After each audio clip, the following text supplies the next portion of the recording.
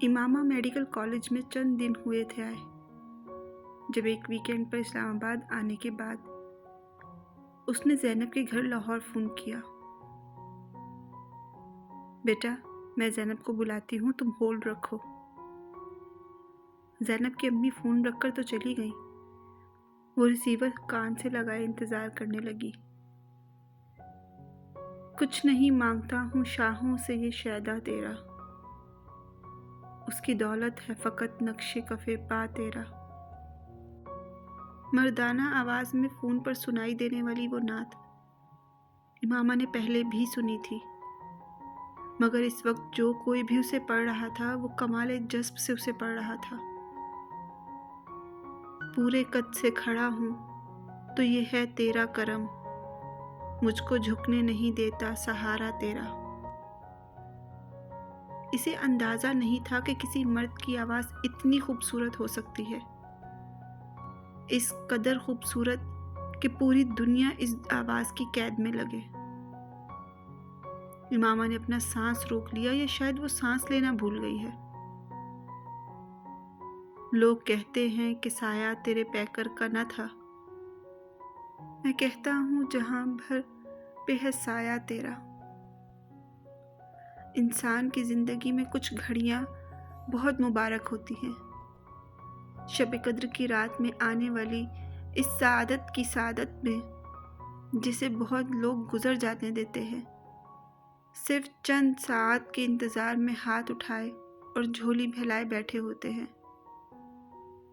इस घड़ी के इंतज़ार में जो चलते पानी को रोक दे और रुके हुए पानी को रवां कर दे, जो दिल से निकलने वाली दुआ को लबों तक आने से पहले मुकद्दर बना दे। इमामा हाशिम की ज़िंदगी में वो मुबारक घड़ी शब कद्र की किसी रात को नहीं आई थी। न इसने इस मुबारक घड़ी के लिए हाथ उठाए थे, न झोली फैलाई थी। फिर भी उसने ज़मीन और आसमान की गर्दिश को कुछ देर के लिए थमते देखा, पूरी कायनात को एक गुंबद बेदर में बदलते देखा, जिसके अंदर बस एक ही आवाज़ गूंज रही थी, दस्तगीरी मेरी तन्हाई की तूने ही तो की, मैं तो मर जाता अगर साथ ना होता तेरा। वो अंधेरों से भी दजाना गुजर जाते हैं, जिनके माथे पे चमकता है सितारा तेरा। आवाज़ बहुत साफ और वाज़ेह थी। इमामा बुत की तरह रिसीवर हाथ में लिए बैठी रही। Hello hello Imama. दूसरी तरफ ज़ैनब की आवाज़ गूंजी और वो आवाज़ में गुम हो गई। चंद लम्हों के लिए ज़मीन की रुकी हुई गर्दिश दोबारा बहाल हो गई। हेलो इमामा, आवाज़ सुन रही हो मेरी? वो एक झटके से होश की दुनिया में वापस आई। हाँ, मैं सुन रही हूँ। मैंने सोचा लाइन कट गई। दूसरी तरफ से ज़ैनब ने कुछ मुतमईन होते कहा। इमामा अगले चंद मिनट उससे बात तो करती रही, मगर उसका दिलो दिमाग कहीं और था।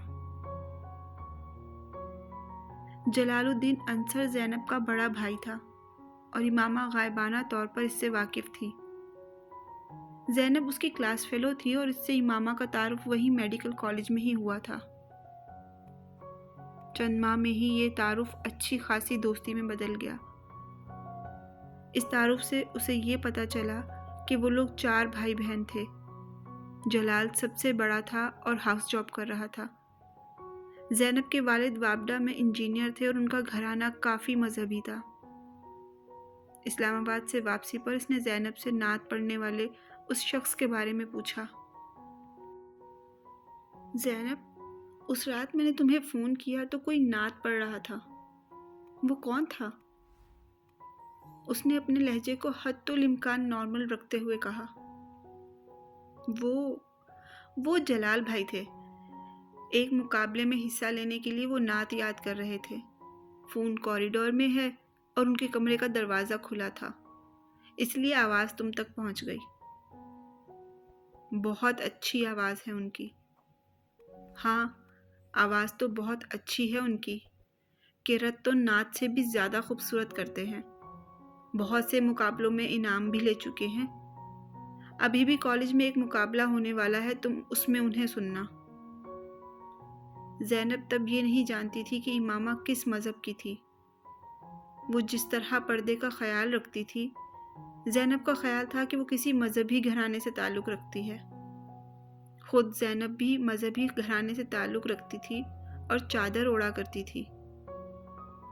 2-3 दिन के बाद इमामा जलाल अंसर की नात सुनने के लिए अपनी फ्रेंड्स को बताए बगैर क्लासेस बंक करके नातों के उस मुकाबले में चली गई। जलाल अंसर को उस दिन पहली बार उसने देखा था। कंपेयर ने जलाल अंसर का नाम पुकारा और इमामा ने तेज़ होती हुई धड़कनों के साथ ज़ैनब से मुशाबहत रखने वाली आम सी शक्ल सूरत और दाढ़ी वाले एक 24-25 साला लड़के को स्टेज पर चढ़ते देखा। स्टेज पर सीढ़ियाँ चढ़ते से लेकर रोस्टरूम के पीछे आकर खड़े होने तक इमामा ने एक बार भी अपनी नज़र जलाल अंसर के चेहरे से नहीं हटाई। इसने इसे सीने पर हाथ बांधते और आंखें बंद करते देखा। कुछ नहीं मांगता शाहों से ये शैदा तेरा, उसकी दौलत है फ़कत नक्शे कफ़े पा तेरा। इमामा को अपने पूरे वजूद में एक लहर सी दौड़ती महसूस हुई। हॉल में मुकम्मल खामोशी थी और सिर्फ इसकी खूबसूरत आवाज़ गूंज रही थी। वो किसी सहरज़दा मामूल की तरह बैठी उसे सुनती रही। उसने कब नात ख़त्म की, कब वो स्टेज से उतरकर वापस हुआ, मुकाबले का नतीजा क्या निकला, उसके बाद किस किस ने नात पढ़ी, किस वक्त सारे स्टूडेंट वहाँ से चले गए और किस वक्त हॉल खाली हो गया, इमामा को तो कुछ पता नहीं चला। बहुत देर के बाद उसे यकदम होश आया। उस वक्त अपने इर्द गिर्द देखने पर उसे एहसास हुआ कि वो हॉल में अकेली बैठी थी। मैंने कल तुम्हारे भाई को नात पढ़ते सुना। अच्छा, उन्हें पहला इनाम मिला है।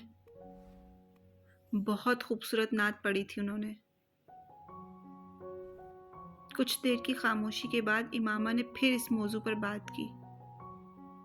हाँ, वो बचपन से नाते पढ़ते आ रहे हैं।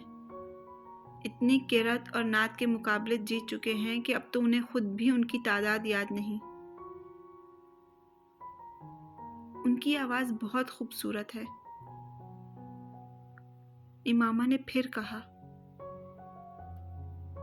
हाँ, खूबसूरत तो है, मगर सारी बात उस मोहब्बत और अकीदत की है जिसके साथ वो नात पढ़ते हैं। उन्हें हुजूर अकरम सल्लल्लाहु अलैहि वसल्लम से इश्क है, इतनी मोहब्बत है कि जिसकी कोई हद नहीं। किरत और नात के अलावा उन्होंने कभी कोई और चीज़ नहीं पढ़ी। हालांकि स्कूल और कॉलेज में उन्हें बहुत मजबूर किया जाता रहा, मगर उनका एक ही जवाब होता कि मैं जिस ज़ुबान से हज़रत मोहम्मद सल्लल्लाहु अलैहि वसल्लम का कसीदा पढ़ता हूँ, उस ज़बान से किसी और शख्स का कसीदा नहीं पढ़ सकता। मोहब्बत तो हम भी हुजूर सल्लल्लाहु अलैहि वसल्लम से करते हैं,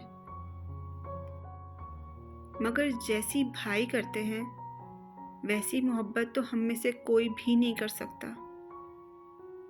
पिछले 10 सालों में एक बार भी उन्होंने नमाज कज़ा नहीं की। हर माह एक कुरान पाक पढ़ते हैं। तुम तो नात की तारीफ़ कर रही हो, अगर उनसे तिलावत सुन लो तो। वो बड़े फ़ख्र से बता रही थी और इमामा चुपचाप उसे देख रही थी। उसने ज़ैनब से इसके बाद कुछ नहीं पूछा। अगले दिन वो सुबह कॉलेज जाने के लिए तैयार होने की बजाय अपने बिस्तर में घुसी रही। जवेरिया ने खासी देर के बाद भी इसे बिस्तर से बरामद होते ना देखा तो झिंझोड़ा, उठ जाओ इमामा, कॉलेज नहीं जाना क्या, देर हो रही है। नहीं, आज मुझे कॉलेज नहीं जाना। क्यों? मेरी तबीयत ठीक नहीं है। आंखें तो बहुत सुर्ख हो रही हैं तुम्हारी, रात को सोई नहीं तुम? नहीं, नींद नहीं आई, और प्लीज़ अब मुझे सोने दो। امامہ نے اس کے کسی اور سوال سے بچنے کے لیے کہا۔ جویریہ کچھ دیر اسے دیکھتے رہنے کے بعد اپنا بیگ اور فولڈر اٹھا کر باہر نکل گئی۔ اس کے جانے کے بعد امامہ نے آنکھیں کھول دی۔ یہ بات ٹھیک تھی کہ وہ ساری رات سو نہیں سکی تھی اور اس کی وجہ جلال انصر کی آواز تھی۔ وہ اپنے ذہن کو اس آواز کے علاوہ اور کہیں بھی فوکس نہیں کر پا رہی تھی۔ جلال انصر۔ اس نے زیر لب اس کا نام دہرایا۔ آخر اس کی آواز کیوں مجھے اس قدر اچھی لگ رہی ہے کہ میں اسے اپنے ذہن سے نہیں نکال پا رہی۔ اس نے الجھے ہوئے ذہن کے ساتھ بستر سے نکلتے ہوئے سوچا۔ وہ اپنے کمرے کی کھلی ہوئی کھڑکی میں آ کر کھڑی ہو گئی۔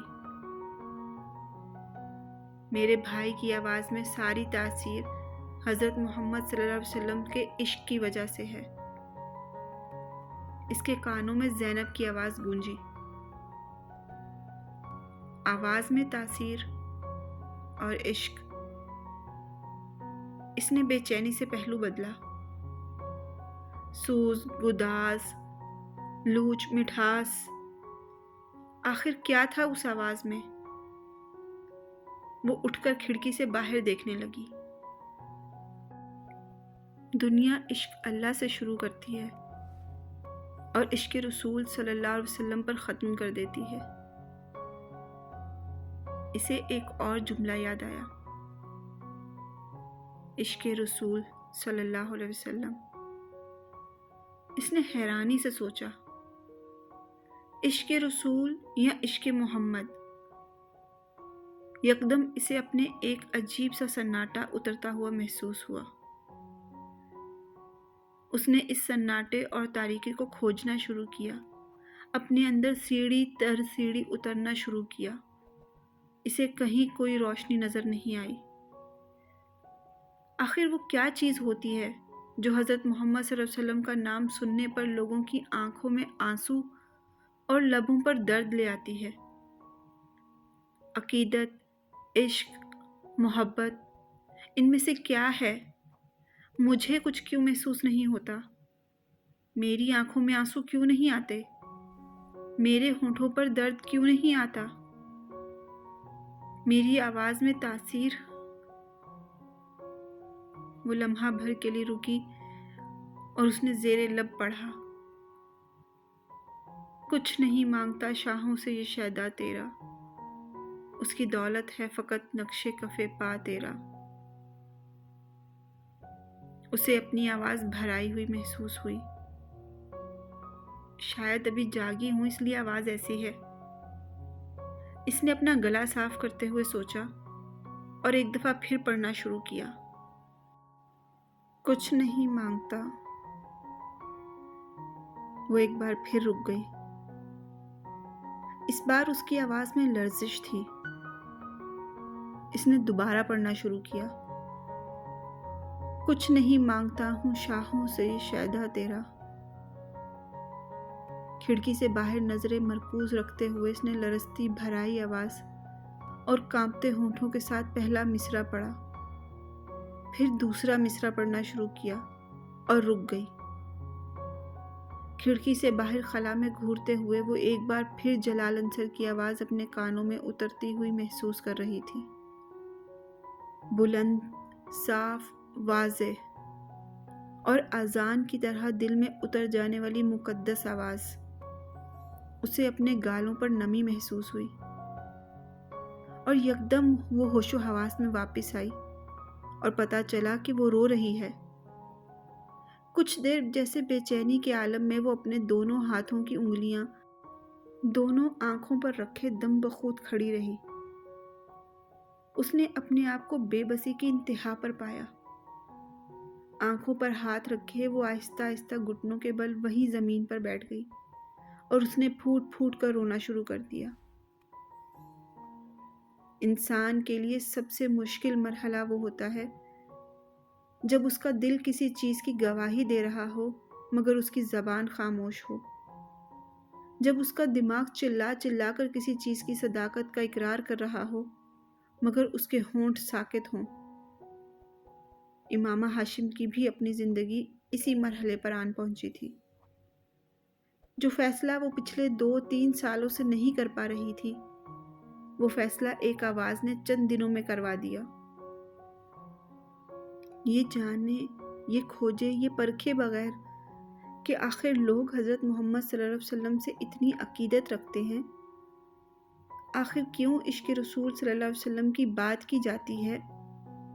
اس نے اتنے سال اپنے نبی کے قصیدے سنے، اس پر کبھی رخت تاری نہیں ہوئی، کبھی اس کا وجود موم بن کر نہیں پگھلا، کبھی اسے کسی پر رشک نہیں آیا، مگر ہر بار حضرت محمد صلی اللہ علیہ وسلم کا نام پڑھتے، دیکھتے اور سنتے ہوئے وہ عجیب سی کیفیات کا شکار ہو جاتی۔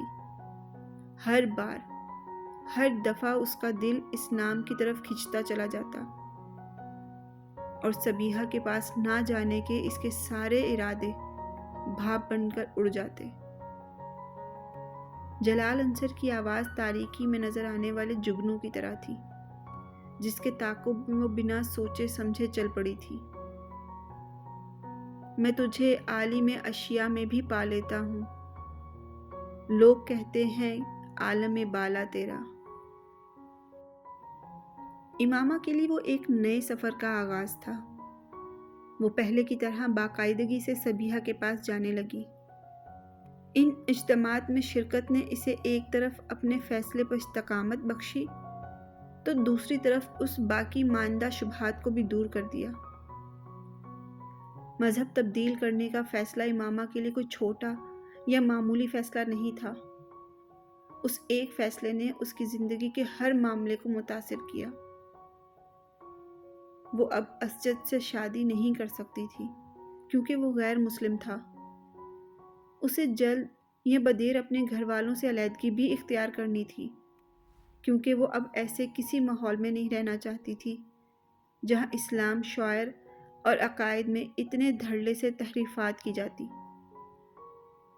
وہ اس پیسے کے بارے میں بھی شکوک کا شکار ہونے لگی جو اسے اپنی تعلیم اور دوسرے اخراجات کے لیے ہاشم مبین کی طرف سے ملتے تھے۔ چند سال پہلے تک پریوں کی کہانی نظر آنے والی زندگی یکدم ڈراؤنے خواب میں تبدیل ہو گئی تھی، اور زندگی کے اس مشکل راستے کا انتخاب اس نے خود کیا تھا۔ اسے بعض دفعہ حیرت ہوتی کہ اس نے اتنا بڑا فیصلہ کس طرح کر لیا۔ اس نے تو اللہ تعالیٰ سے استقامت ہی مانگی تھی اور اس سے استقامت سے نوازا بھی گیا، مگر وہ ابھی اتنی کم عمر تھی کہ خدشات اور اندیشوں سے مکمل پیچھا چھڑوا لینا اس کے لیے ممکن نہیں تھا۔ امامہ، تم فی الحال اپنے والدین کو مذہب کی تبدیلی کے بارے میں نہ بتاؤ، اپنے پیروں پر کھڑی ہو جاؤ۔ اس وقت نہ صرف تم آسانی سے اسجد سے شادی سے انکار کر سکتی ہو، بلکہ انہیں اپنے مذہب کی تبدیلی کے بارے میں بھی بتا سکتی ہو۔ صبیحہ نے ایک بار اس کے خدشات سننے کے بعد اسے مشورہ دیا۔ میں اس پیسے کو اپنے اوپر خرچ نہیں کرنا چاہتی جو میرے بابا مجھے دیتے ہیں۔ اب جب کہ میں جانتی ہوں کہ میرے والد ایک جھوٹے مذہب کی تبلیغ کر رہے ہیں، یہ جائز تو نہیں کہ میں ایسے شخص سے اپنے اخراجات کے لیے رقم لوں۔ تم ٹھیک کہتی ہو، مگر تمہارے پاس فی الحال کوئی دوسرا راستہ نہیں۔ بہتر ہے تم اپنی تعلیم مکمل کر لو، اس کے بعد تمہیں اپنے والد سے بھی کچھ لینا نہیں پڑے گا۔ صبیحہ نے اسے سمجھایا۔ صبیحہ اگر اسے یہ راہ نہ دکھاتی تب بھی امامہ کے پاس اس کے علاوہ اور کچھ نہیں تھا۔ اس میں فی الحال اتنی ہمت نہیں تھی کہ وہ اپنی زندگی کی سب سے بڑی خواہش چھوڑ دیتی۔ اس وقت رات کے 10 بجے تھے جب وہ سینما سے باہر نکل آیا۔ اس کے ہاتھ میں اب بھی پاپ کارن کا پیکٹ تھا۔ وہ کسی گہری سوچ میں ڈوبا ہوا پاپ کارن کھاتے ہوئے روڈ پر چل رہا تھا۔ آدھے گھنٹے تک سڑکیں ناپتے رہنے کے بعد اس نے ایک بہت بڑے بنگلے کی گھنٹی بجائی۔ صاحب، کھانا لگاؤں؟ لاؤنج میں داخل ہونے پر ملازم نے اسے دیکھ کر پوچھا۔ نہیں۔ دودھ؟ نہیں۔ وہ رکے بغیر وہاں سے گزرتا چلا گیا۔ اپنے کمرے میں داخل ہو کر اس نے دروازہ بند کر لیا۔ کمرے کی لائٹ آن کر کے وہ کچھ دیر بے مقصد ادھر ادھر دیکھتا رہا، پھر باتھ روم کی طرف بڑھ گیا۔ شیونگ کٹ نکال کر اس کے اندر سے ایک ریزر بلیڈ نکال لیا اور اسے لے کر اپنے بیڈ روم میں آ گیا۔ اپنے بیڈ پر بیٹھ کر اس نے سائڈ ٹیبل پر پڑا ہوا لیمپ جلایا اور بیڈ روم کی ٹیوب لائٹ بند کر دی۔ ریزر بلیڈ کے اوپر موجود ریپر کو اتار کر وہ کچھ دیر لیمپ کی روشنی میں اس کی تیز دھار کو دیکھتا رہا۔ پھر اس نے بلیڈ کے ساتھ اپنے دائیں ہاتھ کی کلائی کی رگ کو ایک جھٹکے میں کاٹ دیا۔ اس کے منہ سے ایک سسکی نکلی اور پھر اس نے اپنے ہونٹ بھینچ لیے۔ وہ اپنی آنکھوں کو کھلا رکھنے کی کوشش کر رہا تھا۔ اس کی کلائی بیڈ سے نیچے لٹک رہی تھی اور خون کی دھار اب سیدھا کارپیٹ پر گر کر اس میں جذب ہو رہی تھی۔ اس کا ذہن جیسے کسی گہری کھائی میں جا رہا تھا۔ پھر اس نے کچھ دھماکے سنے۔ تاریکی میں جاتا ہوا ذہن ایک بار پھر دھماکے کے ساتھ روشنی میں آ گیا۔ شور اب بڑھتا جا رہا تھا۔ وہ فوری طور پر شور کی وجہ نہیں سمجھ پا رہا تھا۔ اس نے ایک بار پھر اپنی آنکھیں کھول دی، مگر وہ کسی چیز کو سمجھ نہیں پا رہا تھا۔ وہ سو رہی تھی جب ہڑبڑا کر اٹھ بیٹھی۔ کوئی اس کا دروازہ بجا رہا تھا۔ امامہ، امامہ! وسیم دروازے پر بجاتے ہوئے بلند آواز میں اس کا نام پکار رہا تھا۔ کیا ہوا ہے؟ کیوں چلا رہے ہو؟ فرسٹ ایڈ باکس ہے تمہارے پاس؟ ہاں، کیوں؟ بس اسے لے کر میرے ساتھ آ جاؤ۔ ہوا کیا ہے؟ چوچو نے پھر خودکشی کرنے کی کوشش کی ہے، اپنی کلائی کاٹ لی اس نے۔ ملازم آیا ہوا ہے نیچے اس کا، تم میرے ساتھ چلو۔ امامہ نے بے اختیار اطمینان بھرا سانس لیا۔